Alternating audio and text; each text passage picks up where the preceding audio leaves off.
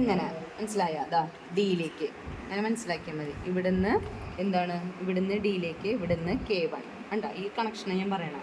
Then ഈ ഇൻഡക്ടറിൻ്റെ ലോഡിലേക്ക്. ഇത്രയും മനസ്സിലായില്ലേ? ഈ ലോഡിന്ന് A1ലേക്ക്. ഇതൊന്നുമില്ല, ഈ കപ്പാസിറ്ററും ഇതൊന്നുമില്ല, ഈ ഭാഗമില്ല. ലോഡിന്ന് A1ലേക്ക് വരും. മനസ്സിലായോ? A1 തിരിച്ച് സപ്ലൈയിലേക്ക് പോകും. പിന്നെ G to G, S to S. പിന്നെ വേറൊരു കണക്ഷൻ നിങ്ങൾ എപ്പോഴും വിട്ടുപോണത് ഇതായിരിക്കും, K1 to S. K1 to S ഈ ഡയോഡും മോസ്ഫെറ്റും കൂടിയിട്ടുള്ള കണക്ഷനും ഉണ്ട്.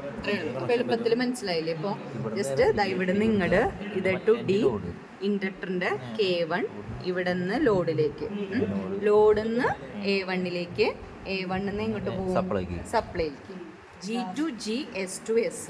അത്രയും മനസ്സിലായി. ഇനി എന്ത് ചെയ്യണം? ഈ കാഥോഡിന്ന് S, ഈ ഒരു കണക്ഷൻ കൂടെ ഉള്ളൂ. ഇപ്പം എളുപ്പം മനസ്സിലായില്ലേ കണക്ഷൻ? അങ്ങനെ പഠിച്ചു വെച്ചാൽ മതി.